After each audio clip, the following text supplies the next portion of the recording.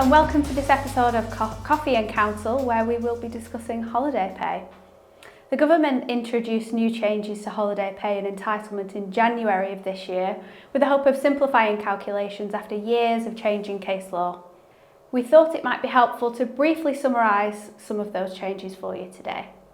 So the government has now defined what is meant by normal remuneration for the purposes of calculating holiday pay for workers, clarifying that it includes regular payments of bonus, commission, overtime and other regular payments which are intrinsically linked to the performance of duties.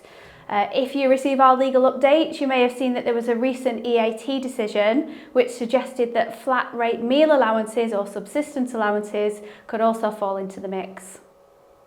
Employers should be using a 52-week reference period to calculate the average weekly value of holiday pay payments. Weeks in which no remuneration is payable should be ignored, and earlier weeks should be taken into account up to a maximum of 104 weeks. Remember, employers are entitled to receive normal remuneration for only 4 weeks of their annual leave entitlements.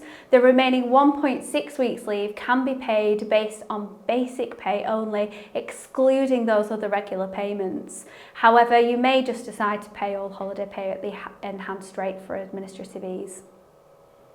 Another change introduced by the government is around rolled up holiday pay.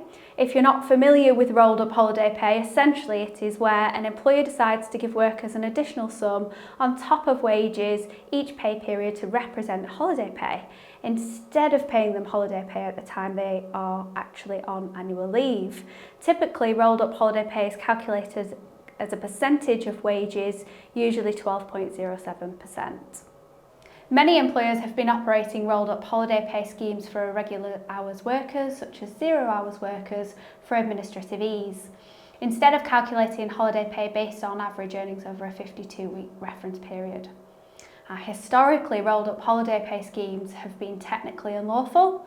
However, the tribunals have taken a relaxed approach to any resulting holiday pay claims and allowed employers to offset sums paid to employees as part of a clear and transparent scheme against the value of any holiday pay claims the employee may have, meaning that in reality, holiday pay claims arising from a rolled up holiday pay scheme might be worth very little. Recognising that holiday pay was happening in practice, the government has now legislated to make rolled up holiday pay schemes lawful. Employers can now lawfully pay workers 12.07% of total pay in lieu of holiday pay. It must be paid as a genuine addition to wages, a separate line on the payslip, and it should not be included in wages. The new rolled up holiday pay rules apply to any leave years starting on or after the 1st of April of this year, 2024. So in reality, you may be waiting until 2025 to convert to rolled up holiday pay. If you are looking to introduce a rolled up holiday pay scheme, it will amount to a change in terms and conditions, and you will need to seek your employees' consent.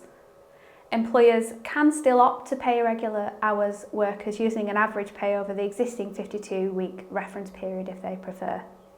Now is as good a time as any to review your holiday pay arrangements and to check your business is compliant. Please get in touch if you have any questions or would like any further advice. Thank you.